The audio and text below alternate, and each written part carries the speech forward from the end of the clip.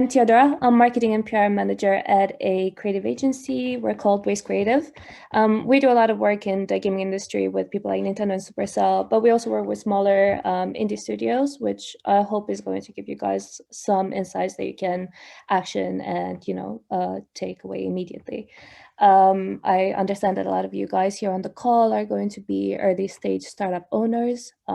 So I'm going to be tailoring a lot of my content to you to make sure that, the next 15 minutes that we've got are going to give you some actions that you can take away immediately and really apply them to see some results in your marketing.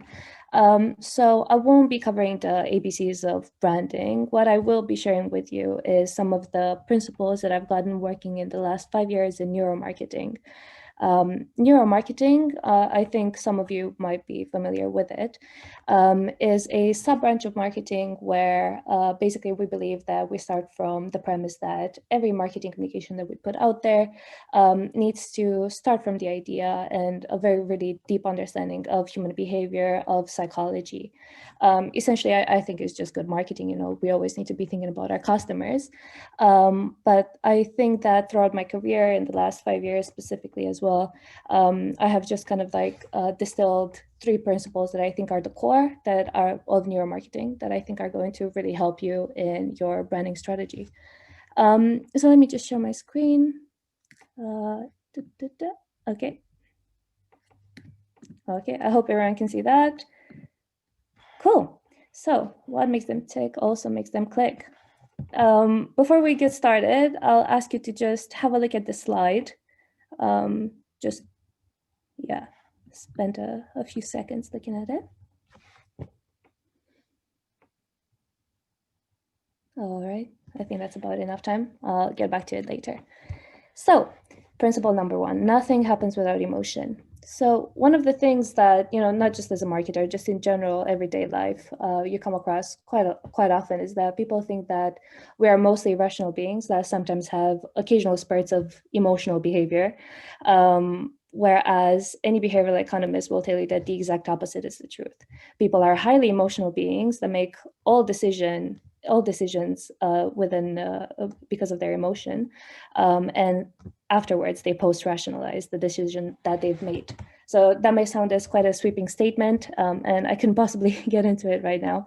But I will just give you an example that I hope will give you a sort of really good insight in terms of how that mechanism works in the mind of people and in the mind of your consumers, more specifically.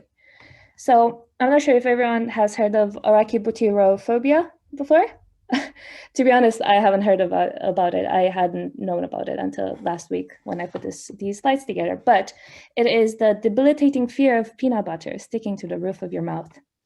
So if people were super rational, as we think people are, how would people be so disrupted in their everyday lives by phobias such as this? And I've heard stranger ones. Like I've got a friend who's afraid of spoons, or I've heard of people afraid of bananas or ducks looking at them somewhere. So these are quite irrational things, right? But when you talk to a person who's having an anxiety bout, when there's peanut butter in the room and they're super scared that they're going to have it stick to the tops of their mouths, that you can't talk to them in a rational way and get them to get over the anxiety bout, right? They've been exposed to that stimulus of the peanut butter.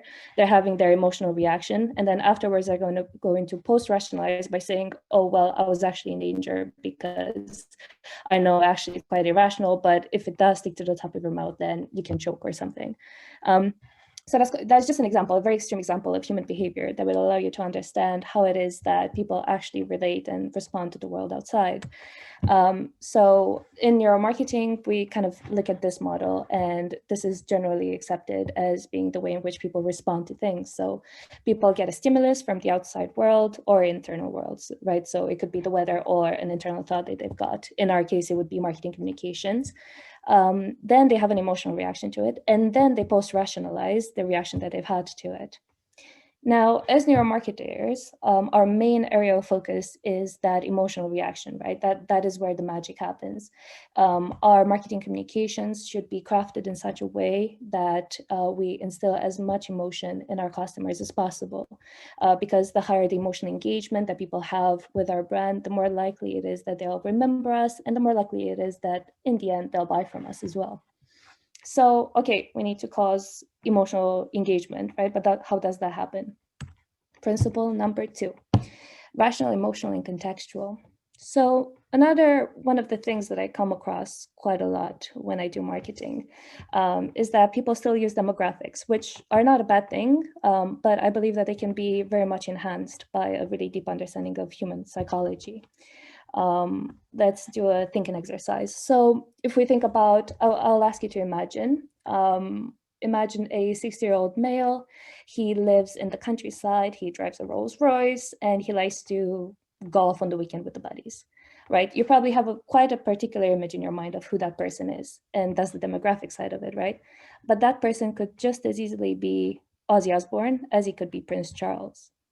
And I don't believe that any marketer in their right mind would ever market to these people in the same way, right? They're different individuals with very specific intrinsic motivations that drive them to do what they do. And obviously, they should be marketed to in a different way. Now, what marketing proposes, neuromarketing proposes, is that most people are driven mostly by one of these 3 intrinsic motivations. So we've got rational, emotional, and contextual. And most people are driven by one of these. Some of them have a mix, and yeah, it basically depends on your audience. But just to break it down a little bit, to make it a bit more real, we've got the thinker, the feeler, and the show-off. This is basically just a lens that you can apply to your marketing so that you're sure that you are really talking to everyone who's driven by each of these specific intrinsic motivations.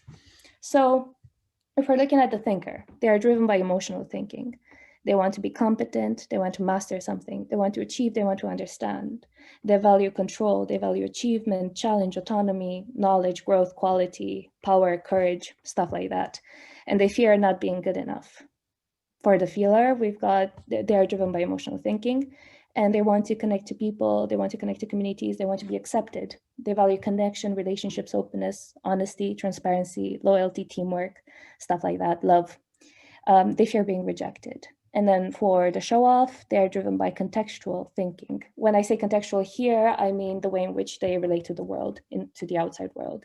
They want to stand out, they want to be different, they want to get recognition. Their values are status, rankings, titles, curiosity, making a difference, leaving a legacy, fame, stuff like that. And they fear being ignored. So if we look at these, obviously these are just kind of like frames that you can apply. These are not anything that will replace your demographics in any way, but it's just a really good lens that you can apply to your audience that you already have. Perhaps you're looking at your game and you're thinking, okay, I'm targeting mostly 16 to 25-year-old males who live in the UK.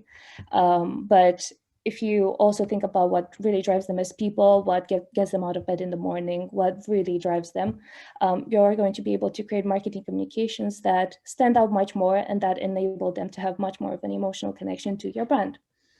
So for example, let's say you want to say, we've launched a new game, Dracula's Lair, buy it now. And you want to put some marketing communications in the channels. If you were to really target this to the thinker, you would say, can you take on the challenge? Decode the laws of Dracula's Lair to solve the mystery. If you're looking to reach out to the feeler, you would say, let your instincts guide you through Dracula's Lair. Can you earn his trust and save the village? If you wanted to talk to the show-off, you would say, don't get FOMO. Be amongst the first to play the latest game that everyone's talking about, Dracula's Lair.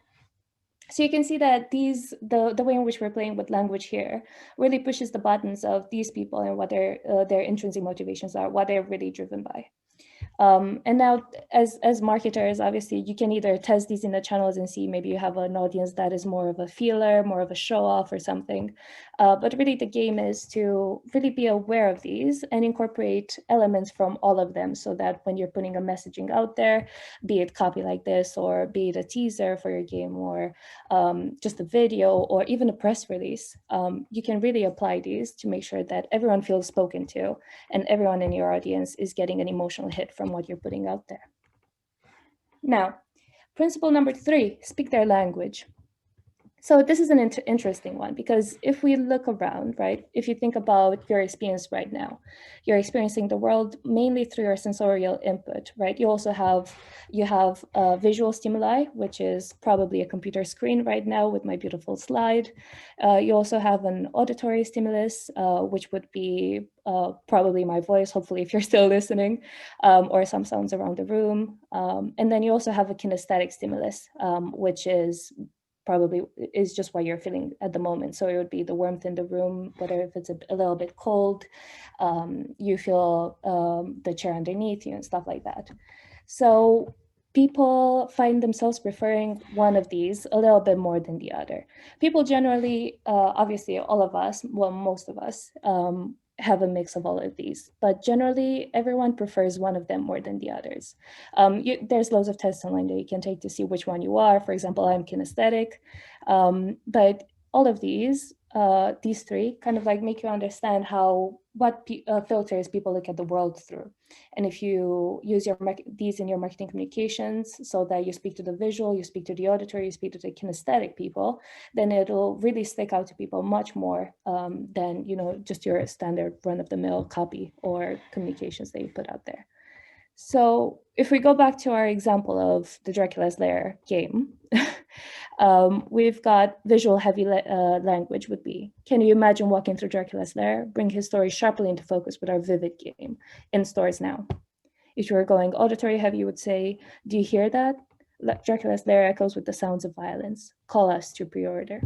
If you were going kinesthetic heavy, you would say, the spine-tingling game that will get you on the edge of your seat. Get your hands on Dracula's Lair. So you can see how we're pushing, again, their buttons with specific language that will get them really fired up emotionally. But really what you're looking to do here as a marketer, I just gave you these examples to kind of understand the differentiation. But what we're looking to do is make sure that we're not letting our bias affect the way in which we communicate to our customers, or to our audiences, really, and that we use hybrid language. So you would be able to use visual, auditory, and kinesthetic in your messaging in order to really appeal to everyone and really get people super emotionally engaged. So to me, this sounds much better. So if we go, can you imagine walking through Dracula's Lair? It echoes with the sounds of violence. Get your hands on the spine-tingling game that will get you on the edge of your seat in stores now. So we're combining all of them, and it should really cause much more of an emotional kick in your audience than just your standard copy they can put out there. So to sum up what we've said so far, number 1 principle of neuromarketing is nothing happens without emotion. That is number 1. If you get people emotionally engaged, then your brand is going to stick out much more, is going to be much more memorable, and is just going to get you more sales ultimately. How do we achieve that? You achieve it by speaking to people's intrinsic motivations. So that would be their rational, their emotional, their contextual intrinsic motivations. And then also speaking their language in terms of what sensorial input they prefer, which would be visual, auditory, or kinesthetic. Now, my recommendation would be to go off and read about these a little bit more, because this is really just a top line that I gave you here. But if you really start all your marketing communications with the thinking about your customer first, their psychology, what really drives them, then your brand is just going to be much more emotionally engaging, and you will see the result in your marketing instantly.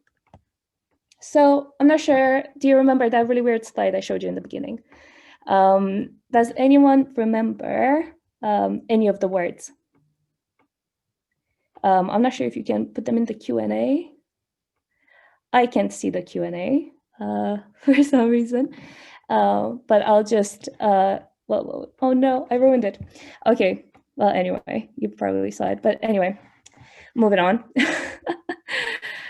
So we've got these words right here, which, can I do full screen? Yes, I can. Fantastic. Technology breakdown every Zoom.